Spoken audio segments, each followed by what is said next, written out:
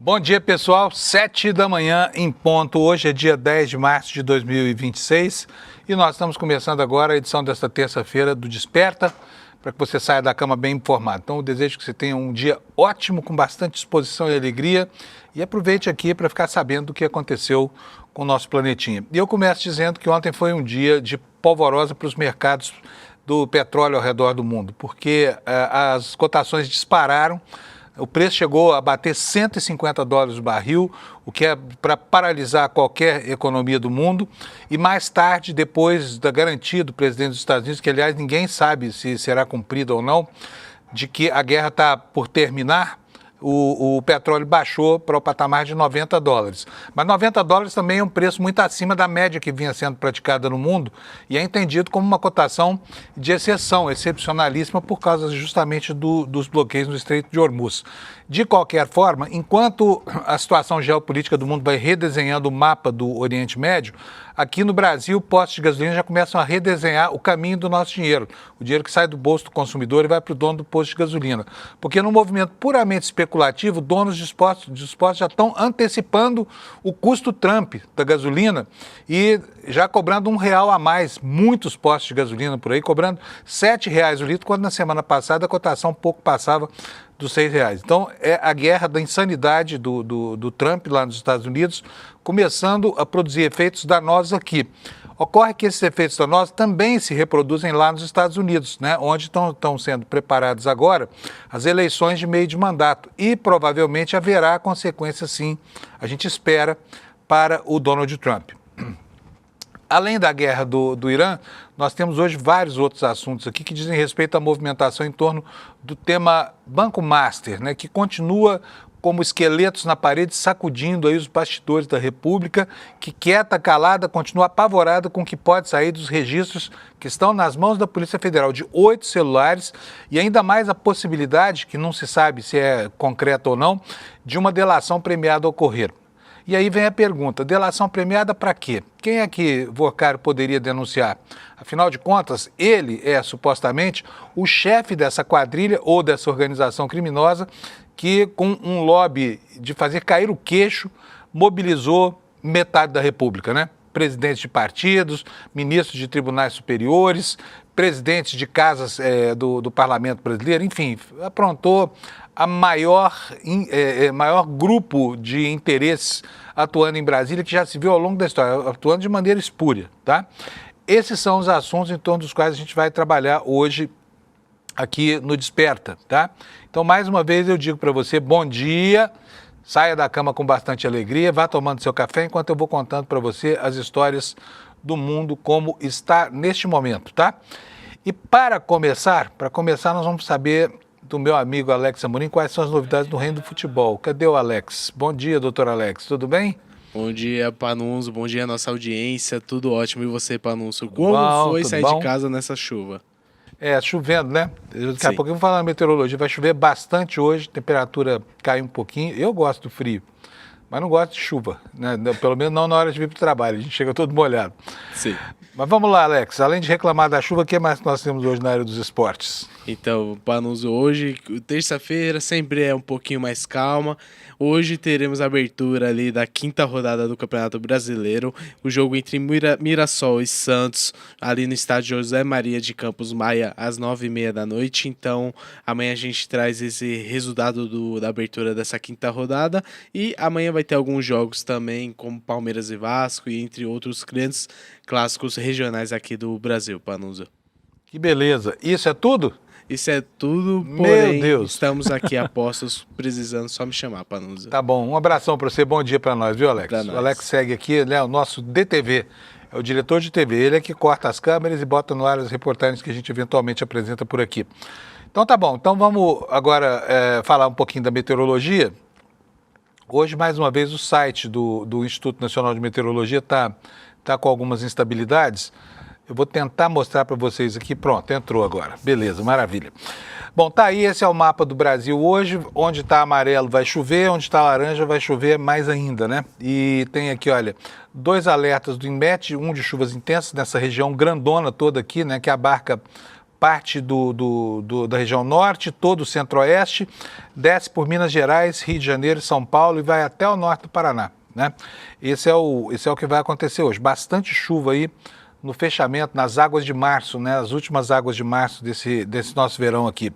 E a temperatura, a frente fria que está passando aqui pelo sul-sudeste, ela derrubou bastante, mas não temos um frio polar, como estava prometido dias atrás. Temos apenas instabilidades no nosso radar aqui, instabilidades amenas que não provocaram, pelo menos de ontem para hoje, nenhum tipo de conturbação nas nossas vidas, né? Felizmente, porque o fim de semana foi duro aqui em São Paulo, no litoral de São Paulo, com a chuvarada que caiu, tá? Então vamos ver aqui como é que vai ficar a temperatura na capital do seu estado, para que você saiba aí pertinho da cidade onde você mora ou nela mesmo o que vai acontecer. Começando aqui por Porto Alegre, nós vamos ter máxima de 27, chove, né? Possibilidade de chuva isolada, não é uma chuva muito forte. A mesma coisa lá em Florianópolis, dia já amanhece nublado, máxima vai a 26 graus. Em Curitiba chega a 21 com a mesma previsão. E aqui no estado de São Paulo, no interior inteiro, vai chover bastante. A capital pode ter bastante chuva também, porque a gente sabe que ela fica na zona de influência das correntes que vêm do mar, que vêm muito hidratadas, né? E nesse calorão o vapor condensa e chove muito. Então nós vamos ter chuva isolada hoje durante o dia inteiro. Já começou o dia com chuva aqui na minha vinda aqui para a produtora do ICL. No Rio de Janeiro, nuvens, chuva isolada e máxima de 31. Em Vitória, máxima de 32 com a mesma previsão. Belo Horizonte pode ser hoje que tem um dia de trégua lá, sem chuva, tá? A previsão não contempla chuva e a máxima vai a 29 graus Celsius. No centro-oeste brasileiro, Campo Grande terá 30 graus, deve chover bastante. Cuiabá vai a 33 a temperatura com chuvas. Em Goiânia teremos 32 graus centígrados de temperatura máxima, né? Calorão, como os goianos estão acostumados e gostam. Em Brasília, a temperatura máxima vai a 27 graus, nuvens, possibilidade de chuva isolada no horizonte. Vamos agora para a região norte. Vou começar com Palmas, no Tocantins hoje. Palmas vai ter nuvens, possibilidade de chuva isolada, máxima de 33. Porto Velho vai ter 31 graus de máxima, também chove por lá, a mesma coisa em Rio Branco, que terá 32, Manaus 33 graus, em Boa Vista, Roraima, teremos 36 graus de temperatura máxima, tá quente pra caramba lá. Macapá, muitas nuvens, pancadas de chuvas e trovoadas isoladas com 31 de máxima. Em Belém, também deve chover bastante, com máxima de 32 graus Celsius. E agora a gente vai ver o Nordeste brasileiro. Vou pegar aqui, olha, começando por São Luís, que terá 29 graus, chove bastante em São Luís, chove também em Teresina, onde a máxima também será de 20. Reforço aqui a minha impressão, hein? Esse ano, Teresina não está merecendo o título de fornalhazinha do Brasil, tá? As temperaturas lá, para os padrões locais, estão bastante amenas. Agora, nessa época do ano, começa a fazer menos calor lá em Teresina, que é normal, né? Eles têm lá o tal do BR-Obró, que são os meses mais quentes do ano, os meses que terminam com bró, né? Setembro, outubro, novembro, dezembro. Agora começa a ficar mais ameno. Foi tranquilo esse ano, não foi, pessoal aí de Teresina? Em Fortaleza, a temperatura vai ser de 31 graus, possibilidade de chuva isolada. Também deve chover em Natal, com máxima de 31. Em João Pessoa, também 31, nuvens com possibilidade de chuva isolada. Em Recife, 30 graus Celsius de temperatura. Em Maceió, 31 graus Celsius. Em Aracaju, também 31 graus Celsius, sem chuva nessas três últimas capitais. Em Salvador, onde também teremos nuvens no céu hoje, o dia vai ser bom para a praia, com máxima de 28 graus Celsius. Essa é a meteorologia para o dia de hoje. E agora nós vamos mostrar para vocês os destaques aqui na capa do ICL Notícias, que é o nosso site.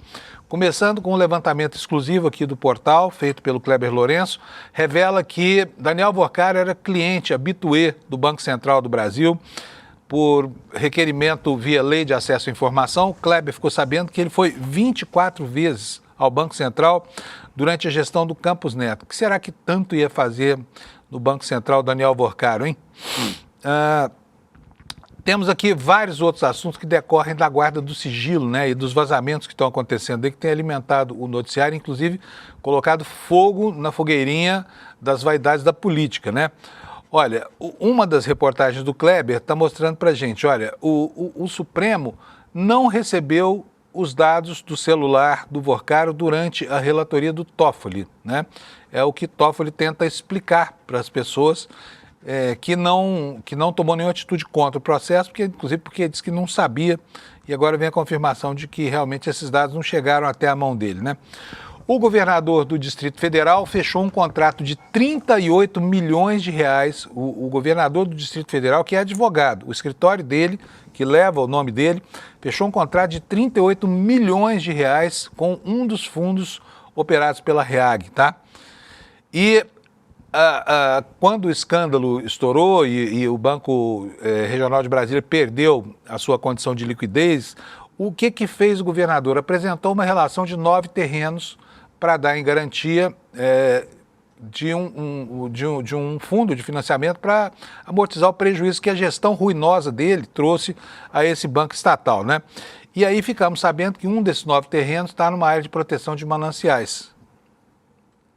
Isso, o governador ofereceu um paraíso ecológico para socorrer o BRB que ele mandou para a lama, tá?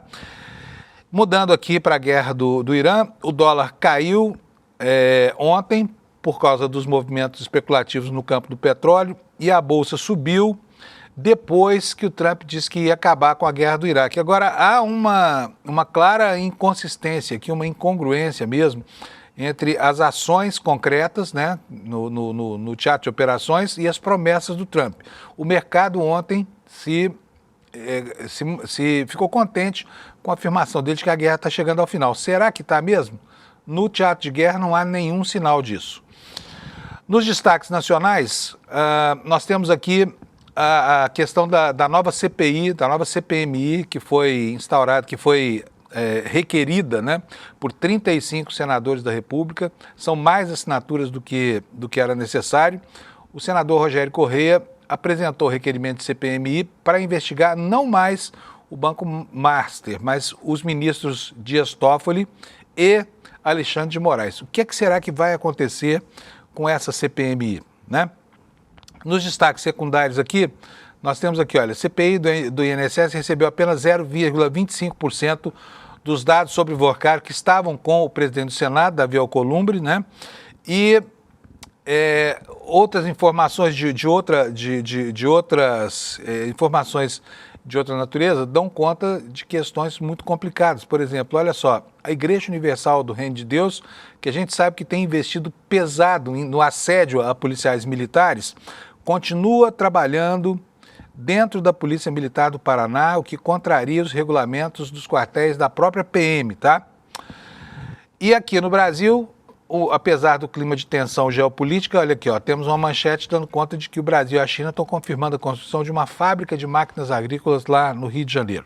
Então esses são os destaques que nós temos para hoje e eu já vou chamar o meu amigo Kleber Lourenço aqui, porque o Kleber tem os principais destaques hoje que ele pessoalmente apurou.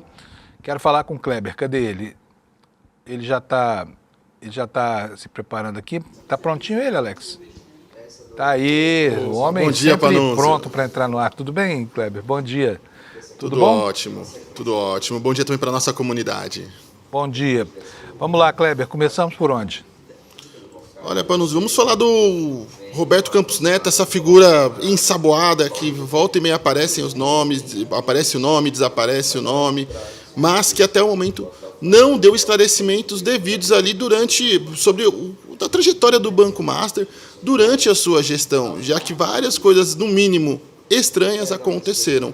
Vale lembrar que o Daniel Vorcaro comprou o Banco Master, que antigamente que era o antigo Banco Máxima, lá em 2019, e que Daniel Vorcaro, naquela ocasião, já enfrentava problemas na justiça, inclusive acusações sobre malfeitos no sistema financeiro. E até mesmo o próprio Banco Máxima também tinha problemas na justiça, quando o Banco Central autorizou que ele fosse vendido a Daniel Vorcaro e que ele também que ele fosse renomeado ali para o Banco Master que nós conhecemos.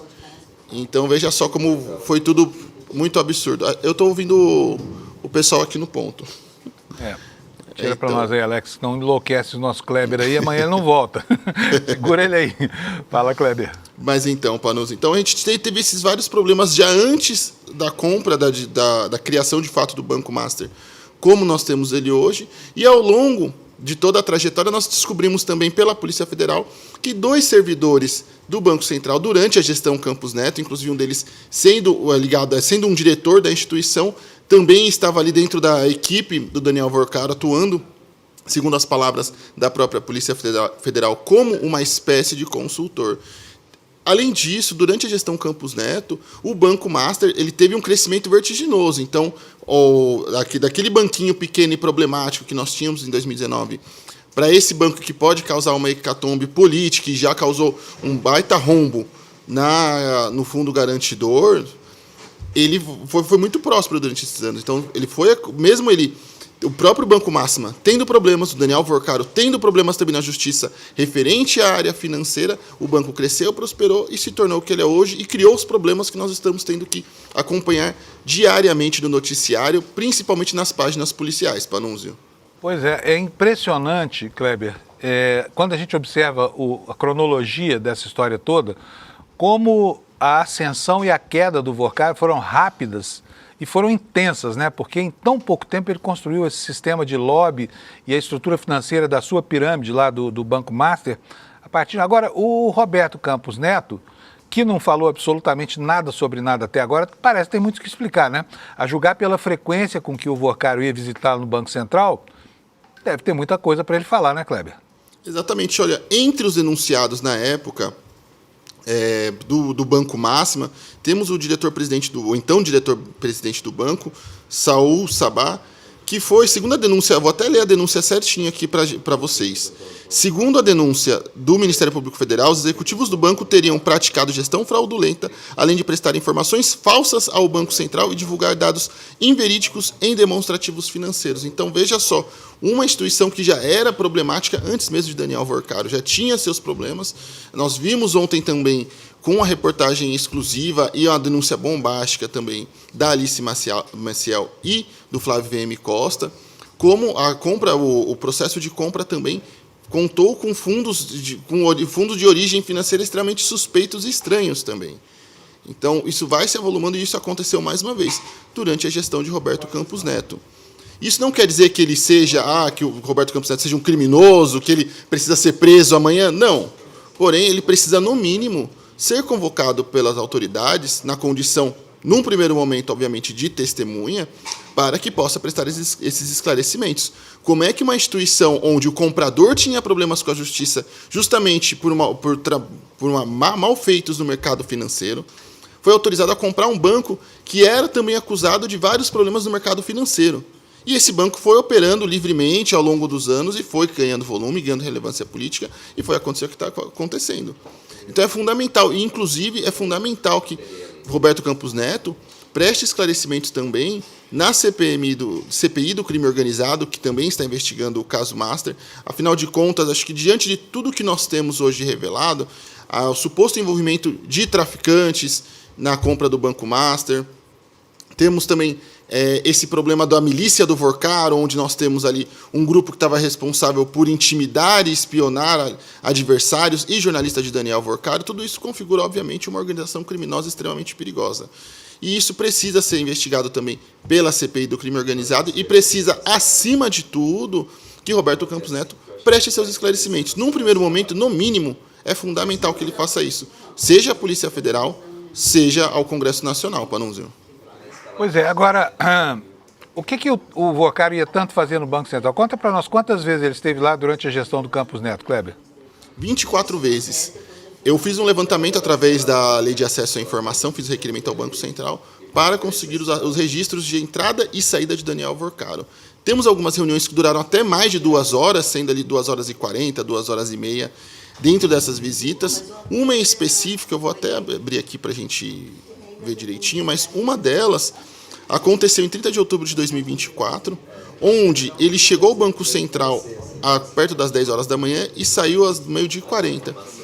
Essa reunião foi com a diretoria de fiscalização do banco e foi bem no auge das notícias de que o BTG Pactual, que estava ali numa operação de compra de ativos do Banco Master, nesse meio de campo, surgiram várias notícias de que o BTG iria voltar atrás e ia desistir da compra de ativos, algo que foi, na ocasião, negado pelo próprio BTG e também pelo Banco Master. mas que incomodou bastante Daniel Vorcaro. Ele, inclusive, nas mensagens que tivemos acesso com a namorada dele, ele chega a mencionar um pouco sobre isso também. E ele faz esses questionamentos ao diretor de fiscalização do Banco Central na ocasião também. Então, ele tinha essas visitas recorrentes, só diminuindo durante a pandemia, mas foram 24 vezes durante todo o período de transação ali de Banco Máxima para Banco Master e até os dias finais da gestão de Campos Neto. E durante também a gestão de Gabriel Galípolo, ele chegou a fazer outras visitas também ao Banco Central para tratar de diversos assuntos. Mas dá para a gente perceber que era uma figura ali de acesso frequente na instituição que é responsável por fiscalizar o mercado bancário no Brasil. Aí, olhando o cronograma dessas visitas que o Kleber levantou, fica muito claro, né, que é uma concentração delas em 2019, não é isso, Kleber? E também na soma de 2023 com 2024. Como é que foi a distribuição no tempo dessas visitas? Olha, geralmente essas visitas tinham um tempo habitual de 40 minutos, 30, assim... Ô, Kleber, não, eu digo, ao longo dos anos, como é que foi a incidência dessas visitas? Quando é que o BC foi mais procurado pelo Vorcaro? Olha, foi justamente em 2019, com as 11 visitas, que foi justamente no ano onde a gente tem a transação entre Banco Máxima e Banco Master. Mais uma vez, transação feita acerca de diversos problemas, tanto com Daniel Vorcaro, tanto com o próprio Banco Máxima na ocasião. Então, nesse período, foram 11 visitas feitas ali, de forma bastante recorrente, para tratar certamente também sobre a transação e mudança de Banco Máxima para Banco Master, Panunzio. Pois aqui só para pegar esse cronograma que o Kleber levantou, gente, são 24 visitas, não é isso, Kleber? 24, isso. Né? Só em 2019 houve 11 dessas visitas, quer dizer, quase metade, né? E depois, entre 2023 e 2024, houve mais 9, ou seja, das 24, 20 aconteceram nesse período em que, primeiro, há lá a criação da pirâmide do Vorcaro, lá em 2019, né? E depois, nos 2 últimos anos, principalmente 2024, quando as coisas começam a ficar esquisitas lá para ele, né? E ninguém percebeu nada no Banco Central, hein? Com tanta visita assim do Vorcaro e ninguém falou nada, né, Kleber? Exatamente. E a Polícia Federal mostra, né, que ele tinha ali membros do Banco Central dentro da sua equipe, da sua milícia privada. Muito bom. Deixa eu te perguntar uma coisa. Qual foi o percentual dos dados que estavam sob a guarda do presidente do Congresso e do Senado, Davi Alcolumbre, que foram efetivamente repassados à CPMI do crime organizado? Ou da CPMI do INSS, no caso, desculpa. Isso. Olha, menos de 1%, 0,25% dos dados que estavam com Alcolumbre foram repassados à CPMI do INSS. Eu cheguei a falar sobre isso com vocês ontem, né, com a audiência e com você também, Panunzio. Passei por cima sobre o assunto, né, falei sobre um pouco mais de 400 gigas que estavam em posse de Davi Alcolumbre e foram repassados para a Polícia Federal.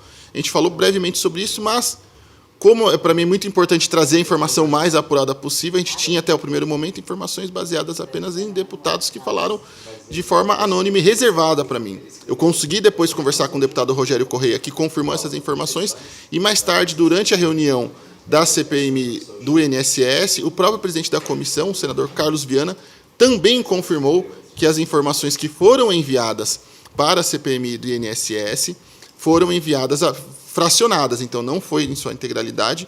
E, mais uma vez, é um ponto que eu vou bater bastante quando a gente falar desse assunto da CPMI, do crime organizado. E os dados do Vorcaro, Panunzio, é de que, além dos dados terem sido filtrados e fracionados, o que foi mandado para aquela comissão não diz respeito sequer ao objeto da comissão. Foram enviadas conversas privadas de Daniel Vorcaro com a sua namorada. Eu não estou dizendo que o Daniel Vorcaro é um coitado, uma vítima do sistema, que temos que ter pena dele, mas é um mínimo absurdo. Diante da magnitude desse caso, do impacto que ele causa não só no sistema financeiro, mas também na vida das pessoas que possuem ali cotas em fundos de previdência, fundos de pensão ao redor do país, o principal, inclusive suposto envolvimento no caso dos descontos indevidos do INSS, o material que é enviado pela Polícia Federal para a CPMI ser de teor meramente privado. Mais uma vez, brincando, a gente já falou sobre isso ontem, sobre namorada, abraço, beijo, passeio e afins. É um absurdo que isso aconteça e eu vou chamar a atenção para esse caso todas as vezes que a gente conversar. Até porque o senador Carlos Viana, presidente da comissão, reforçou que esses materiais que foram enviados à CPMI do crime organizado foram enviados apenas após um filtro da Polícia Federal sobre o conteúdo que estava em posse de Davi Alcolumbre.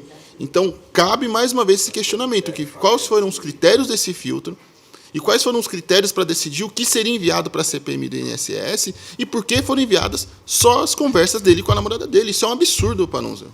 Pois é, isso coloca em dúvida, digamos assim, a rigidez, a saúde desse processo todo, né? E acaba criando distorções no horizonte da política, porque esses vazamentos têm servido, sim, só para alimentar essa fogueira pré-eleitoral, em que ardem aí praticamente todos os partidos, né? Agora, essa história dos vazamentos, você tem toda a razão de reclamar delas, porque é realmente um absurdo. E ontem, a gente começou a ver as consequências que podem advir disso, né, Kleber? Eu vou aproveitar para falar aqui da manifestação do ministro Gilmar Mendes no Twitter, que concorda com o Kleber Lourenço, tá? No que ele disse ontem. Vou ler aqui para vocês, anota, Kleber. Olha só, o Gilmar Mendes concorda com o Kleber Lourenço, está ótimo, então. Ó. Mas aqui tem um problema, que eu já vou antecipar para vocês. Ele diz o seguinte, olha, a exposição pública de conversa de cunho... Deixa eu aumentar a letra aqui, porque talvez vocês queiram ler junto comigo aqui, e aí desse tamanhozinho, com a letra pequenininha assim, não dá, né? A exposição pública de conversa de cunho estritamente privado, desvinculadas de qualquer ilicitude, constitui uma gravíssima violação ao direito à intimidade e uma demonstração de barbárie institucional que transgride todos os limites impostos pela lei e pela Constituição. Na semana em que se comemora o Dia Internacional da Mulher, parece ainda mais grave a divulgação de tais diálogos, denotando a urgência de refletir sobre como a intimidade feminina é historicamente o alvo preferencial das tentativas de desmoralização e controle. Até aqui, 100% de razão assiste ao ministro Gilmar Mendes. O problema está aqui agora, olha. Ao permitir a publicação de diálogos íntimos de um casal, o Estado e seus agentes não apenas falham em seu dever de guarda, mas desrespeitam a legislação que impõe categoricamente a inutilização de trechos que não interessam à persecução penal. E aí, quem é que vai definir que trechos interessam ou não? Por exemplo, pergunta para você, Kleber, se de repente a Justiça acha que as relações de Toffoli e Alexandre de Moraes com o investigado, com Daniel Boccaro, não interessam a persecução penal, que é a crise propriamente dita, o que vai acontecer com as provas que foram coligidas pela Polícia Federal? Elas serão inutilizadas. Tá? E esse seria um grande prejuízo para o país, que deixaria de conhecer como é que se davam essas relações. Concorda, Kleber? Exatamente. Isso é mais uma vez também outra coisa que eu vou bater muito na tecla aqui no Desperta ICL, é a série de problemas que estão se avolumando em torno do caso Master e que criam uma situação perigosa para a continuidade desse projeto, para esse processo. É muito perigoso o que a gente está vendo. Antes da gente seguir acho que a gente vai já emendar com o próximo assunto, vale reforçar que eu concordo em gênero, número e grau com o que o Gilmar Mendes disse no Twitter, mas reforço, Gilmar Mendes ele é um ministro do STF, ele não é um comentarista das decisões da Corte, ele não é um comentarista do que faz a Corte. Então também é muito ruim a gente ter um ministro do STF fazendo esse trabalho de ombudsman, sabe, comentarista do Supremo Tribunal Federal e das situações que o cercam também, Panunzio. Pois é, muitas vezes inclusive antecipando, né, coisas que são da natureza do processo criminal, como essa história de inutilização das provas. Isso aqui não dá para concordar nem minimamente com o ministro Gilmar Mendes, porque a incineração de provas, diante de um escândalo como esse que nós estamos vivendo, muito mais com o Supremo Tribunal Federal numa condição suspeita, né, perante a opinião pública, isso não dá.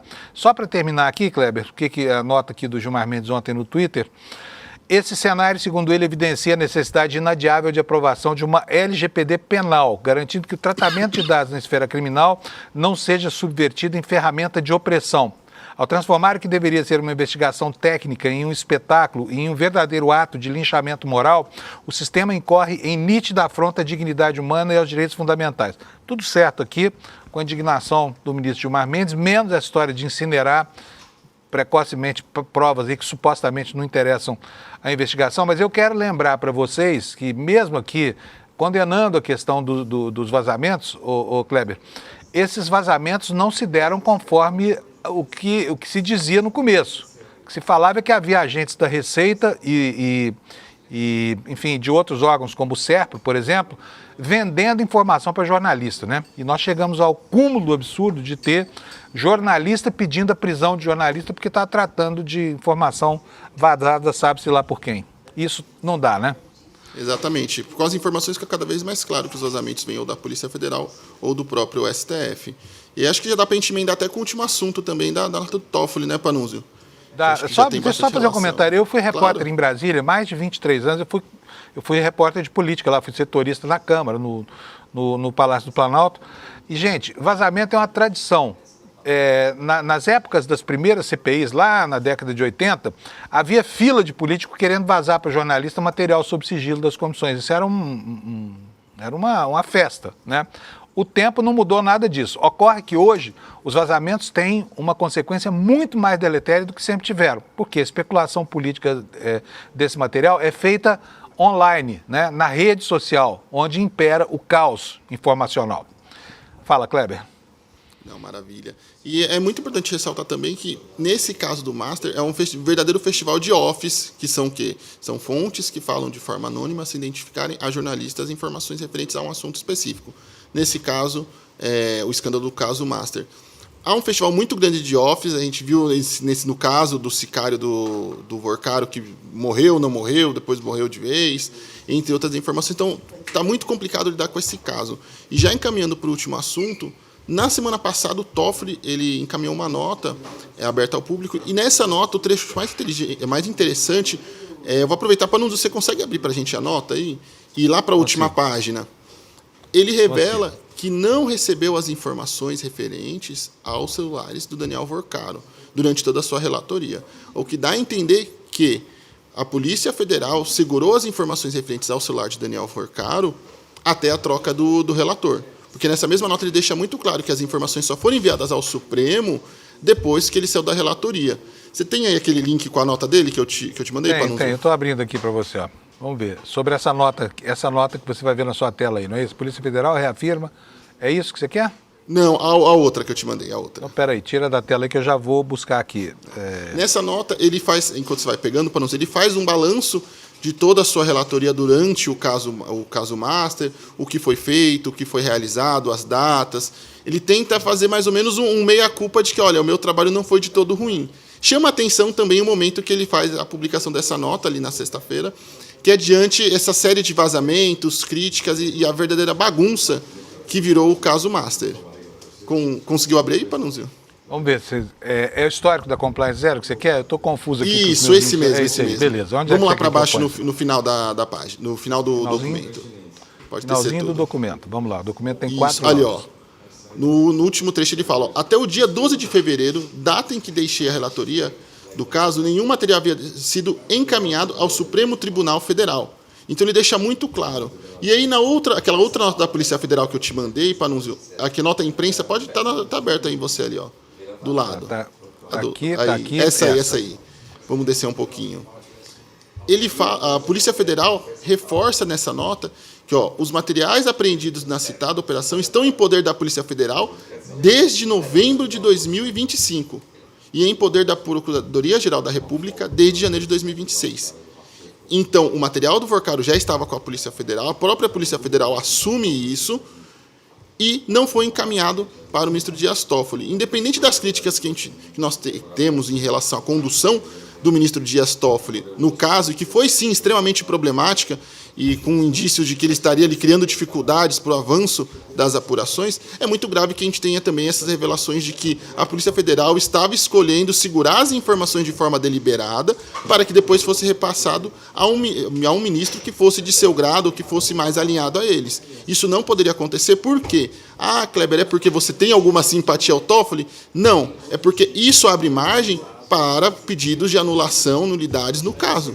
Isso também pode abrir um precedente perigoso para todo o caso. É um caso extremamente delicado. Advogados das maiores bancas de Brasília estão defendendo o Vorcaro e outros envolvidos. Então, isso é muito delicado. É preciso ter muito cuidado com essas informações. E, ao mesmo tempo que a Polícia Federal, também nessa nota, falou que não fez qualquer filtro de informações da CPI do INSS, da CPMI do INSS. Ao mesmo tempo que o próprio presidente da comissão, o senador Carlos Viana, alega, sim, que a Polícia Federal fez filtro de informações ao ser enviado. Isso está claro, a gente tem mais de 400 gigas de material em posse de Alcolumbre que foi repassado para a PF, e aí 700 megabytes, que é menos de 1 giga, foi enviado para a CPMI.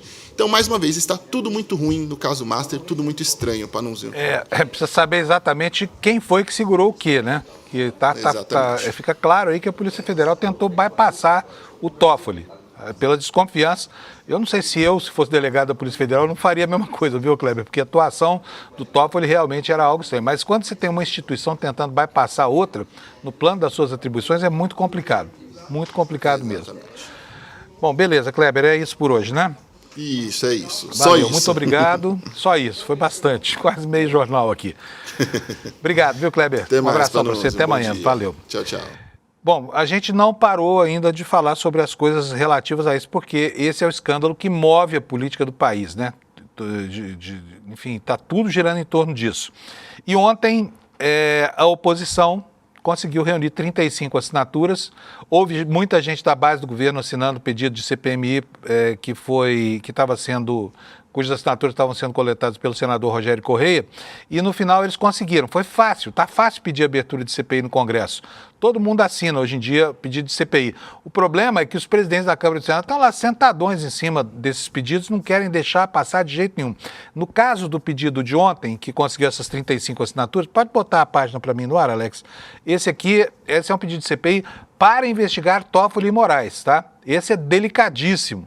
Vamos ver qual vai ser o encaminhamento que vai ser dado a isso aqui, porque, como se sabe, principalmente o ministro Alexandre de Moraes tem uma parte do Congresso Nacional que o deplora, né? A parte justamente da extrema-direita, que é fortíssima, e agora da direita. Mas tem travas aí. Por quê?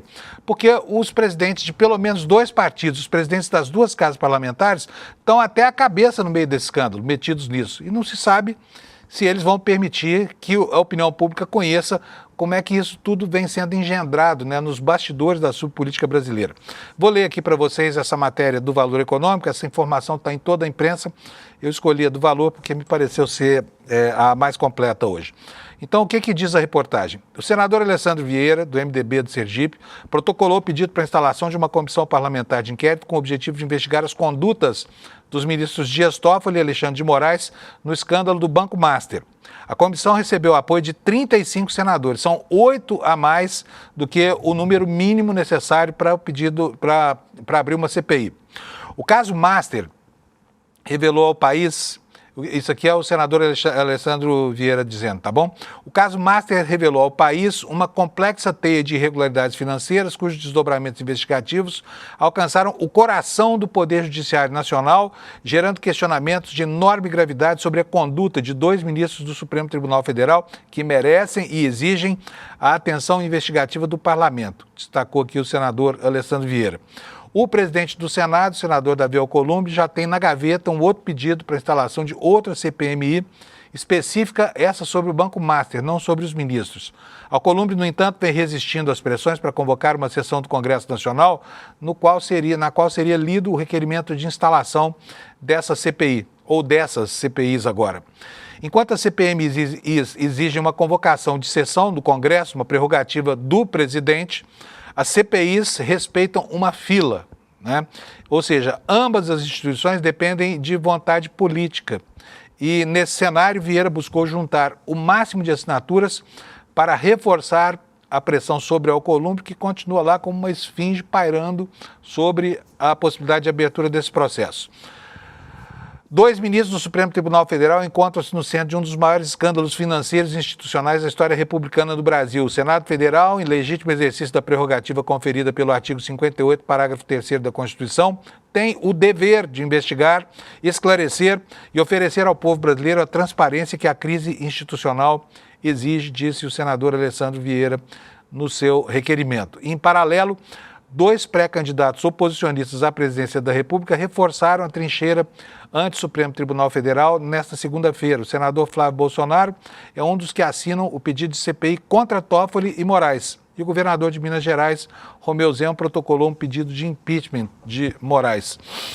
E é curioso observar esse movimento, porque embora nós tenhamos entre esses 35 vários parlamentares da base do governo, ninguém do PT assinou o requerimento de abertura dessa CPI, né? E aos poucos, e muito vigorosamente, o assunto vai ganhando um lado, né? Ganhando um lado. Parece que o escândalo do Banco Master tem relação com esse governo. E olha, salvo participações efêmeras, e eu estou dizendo isso porque elas até agora não criaram o volume de expectativa que se esperava, sobre a participação de próceres do PT no Conselho de Administração do Banco Master. Como sabe, Guido Mantega esteve lá, Lewandowski esteve lá, os contratos firmados com Lewandowski, tudo isso cria um ambiente de suspensão, mas o escândalo é da direita brasileira. Esse escândalo não pertence ao campo progressista. Esse escândalo é quase que integralmente dos partidos do Centrão, né? Que estão lá em cima da carne seca do Banco Master, estavam sugando tudo que havia de possibilidade de se locupletar com relação à fragilidade que esse banco tentava resolver, fazendo com que os truques na área da política, né, pudessem se sobrepor ao andamento normal de certos processos, tá bom?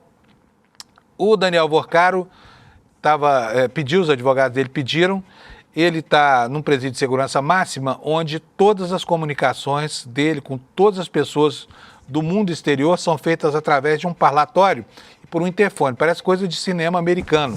Quando a pessoa chega, tem um vidro, né, tem um interfone, e aí o preso e, sei lá, a visita, o advogado, o parente, conversam por intermédio desse vidro e todas as conversas são gravadas e as mensagens são moduladas, ou seja, elas são submetidas ao crivo de uma central de inteligência para que não haja uma ação deletéria do apenado ou da pessoa que está presa em relação ao mundo exterior. Mas os advogados do Vorcaro não queriam isso, querem conversar com ele livremente e dizem que está lá no Estatuto da Magistratura e no Código de Processo Penal o direito de o preso receber orientação em sigilo, porque essa é uma prerrogativa dos seus advogados.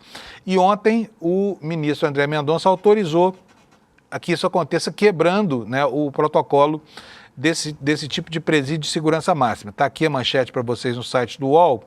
Mendonça autoriza Vorcaro a falar com advogados na prisão sem ser gravado.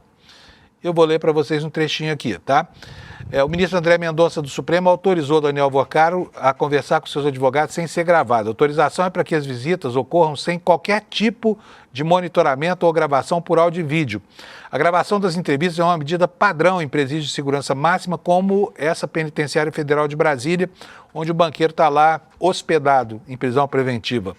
Na decisão, o ministro diz que há exceções para reuniões de presos com advogados. O que ele disse aqui? Diz o seguinte, o ministro André Mendonça: os estabelecimentos penais federais de segurança máxima deverão dispor de monitoramento de áudio e vídeo no parlatório e nas áreas comuns para fim de preservação da ordem interna e da segurança pública. E, não obstante, o mesmo dispositivo legal excetua expressamente o uso do referido monitoramento durante o atendimento advocatício, salvo se houver expressa autorização judicial em sentido contrário.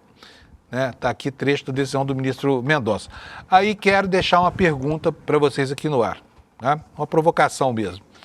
Será que o mesmo direito é conferido aos demais presos desse presídio? Será que os traficantes, sei lá, os homicidas, os outros criminosos têm o mesmo privilégio? Os advogados eles conseguem conversar com eles fora do sistema de filtros do parlatório? Eu não sei como é, mas vou procurar saber. Estou deixando no ar aqui a pergunta para vocês, tá bom? Ainda sobre a polêmica em torno da contratação do escritório da advogada Viviane Basti de Moraes, esposa do ministro Alexandre de Moraes, pelo Banco Master. Manchete do Estado de São Paulo. Olha, a contratação de Viviane pelo Master é incompatível com os valores de mercado, dizem especialistas, né? E aqui o jornal Estado de São Paulo ouviu 13 especialistas dos maiores escritórios do país e a avaliação deles é de que o escritório Basti de Moraes, o escritório da esposa do ministro, cobrou preço muito, mas muito acima mesmo dos praticados pelo mercado. O escritório afirma já ter se manifestado por meio de nota pública e se manifestou mesmo, como a gente viu, né? O que diz aqui essa reportagem do Estadão? Olha, o Estadão consultou, sob condição de anonimato, 13 escritórios de advocacia nas áreas penal e de compliance. todos de renome nacional. Para a grande maioria deles, os valores praticados no contrato estão muito acima do que é cobrado pela média do mercado de elite nas áreas em que Viviane afirma ter atuado no Banco Master. Procurado para falar sobre a questão de valores, o escritório Bastos de Moraes informou apenas já ter se manifestado por meio de nota pública sobre o escopo dos serviços prestados ao Banco Master. Não há informações públicas sobre os valores recebidos efetivamente pelo Bastos de Moraes. Segundo nota divulgada pelo escritório, a contratação aconteceu para o período entre fevereiro de 2024 e novembro do ano passado, 2025, ou seja, por 22 meses. E se o contrato de 129 milhões fosse válido por esse período, equivaleria a 5 milhões e 800 mil reais por mês. É um honorário para mais de metro, tá? E aqui fica uma observação curiosa, que é o seguinte, o escritório Bastos, e não estamos duvidando aqui de que esses serviços tenham sido prestados, mas é curioso esse escritório afirmar que atuou na área de compliance e fazendo manuais para que estabelecer o tipo de comportamento que o banco deveria ter em relação a assuntos críticos. Ou seja, ou não se levou em consideração o que foi sugerido, ou o que foi sugerido não foi lido, né? Não foi lido, porque o Master fez tudo ao contrário do que recomendaria um escritório especializado em compliance, né? Em comportamento ético, que é o que trata.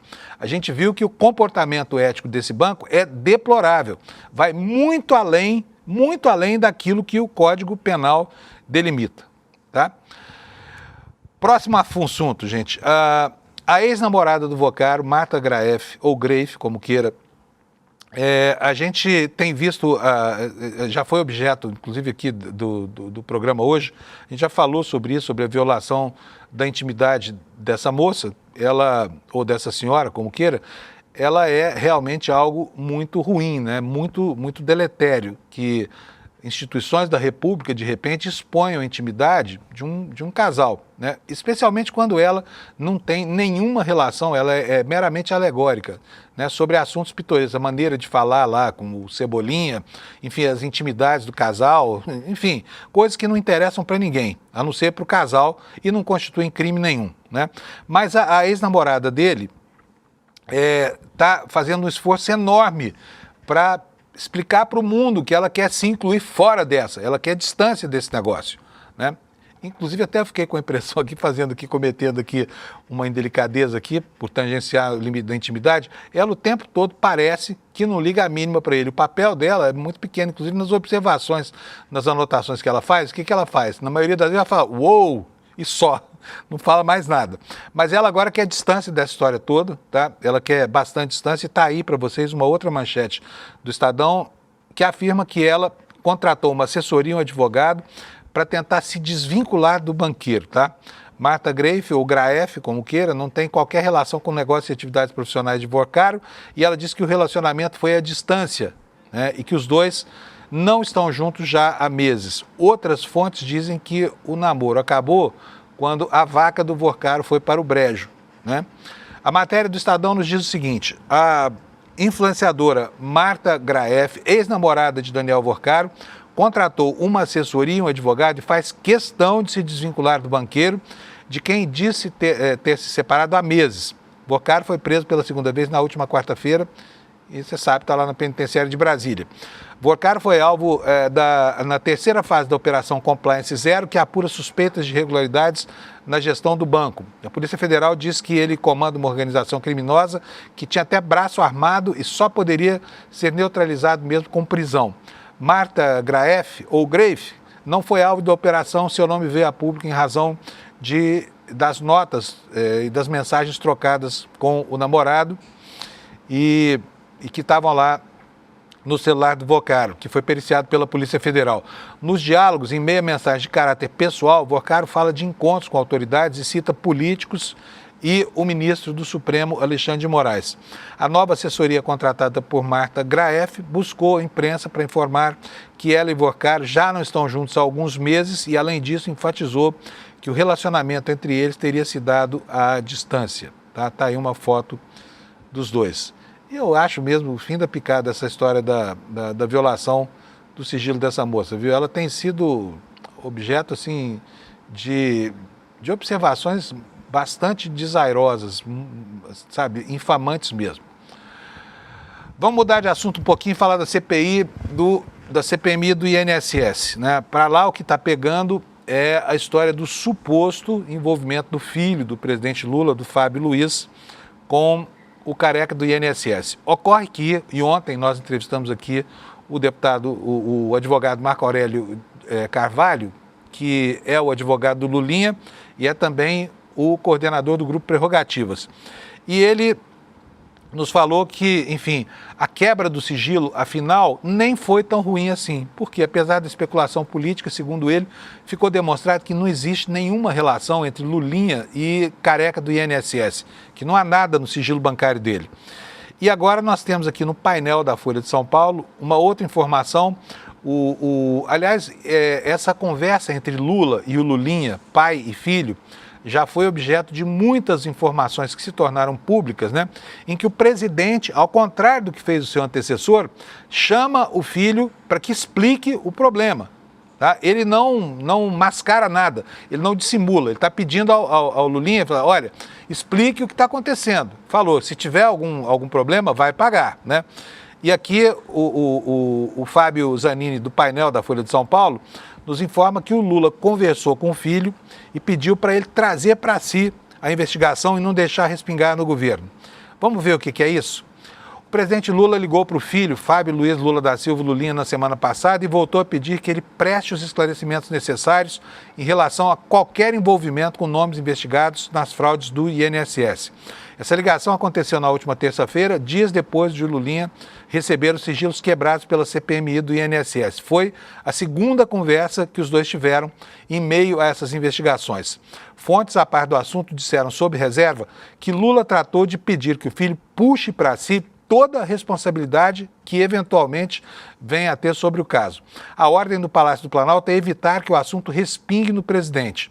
O entorno de Lula sabe que o tema será usado pela oposição durante a campanha eleitoral e avalia, portanto, que quanto mais rápido o filho dele esclarecer o que tiver que ser esclarecido, melhor. Aliados dizem que é fundamental evitar ao máximo a exploração do assunto por adversários. Depois que os dois tiveram a primeira conversa, Lula foi a público dizer que o filho vai pagar o preço se tiver feito alguma coisa. No ano passado, ele já tinha dito que o filho dele não seria poupado caso tivesse qualquer envolvimento. O nome de Fábio Luiz Lula da Silva aparece nas investigações de fraude do INSS. É bom a gente contextualizar aqui, tá, pessoal? Porque é muito importante aqui para que a informação não se confunda com a formação de um ambiente de campanha eleitoral. Por isso, todo cuidado ao tratar essa informação aqui é pouco, tá? Nós estamos falando do filho do presidente da República, da vida privada dele e de supostos negócios que até agora não estão confirmados, não estão comprovados. Houve uma quebra de sigilo e, segundo os advogados dele, fica lá confirmado que não há nenhuma transação financeira entre o filho do presidente e careca do INSS. Obviamente que as investigações no âmbito da CPMI vão avançar, mas nessa CPMI, então, é que deve-se ter muito cuidado com o que eventualmente sair, porque o material pode se prestar para exploração eleitoral sem que tenha qualquer comprometimento de natureza criminal, tá? Vamos prosseguir aqui com os assuntos, porque nosso tempo está acabando. Eu já falei sobre a criação da CPI pelo senador Alessandro Vieira. Agora vou falar sobre mais um truquezinho do governador do Distrito Federal, né? Que está, assim, tentando rebolar para tirar da lama, o banco que ele geriu de maneira ruinosa durante o seu governo, né?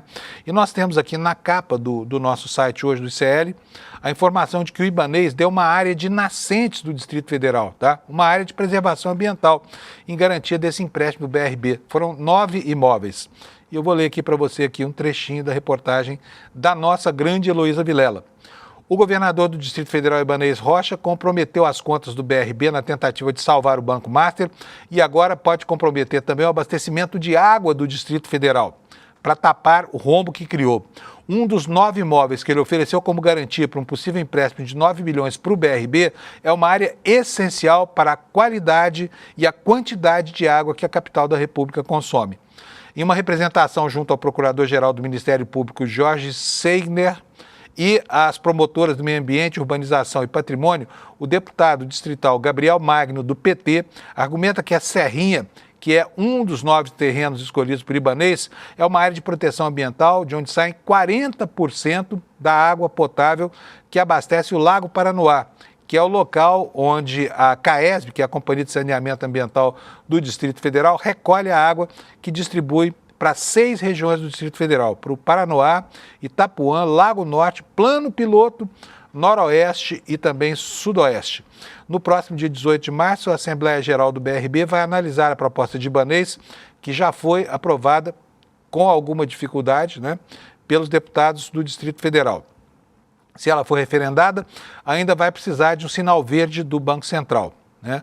Então leiam aqui a reportagem no nosso site sobre mais esse truquezinho do governador Ibanez, esse homem esperto, esse advogadão, que, entre outras coisas, andou fazendo bons negócios com fundos administrados pela REAG, tá?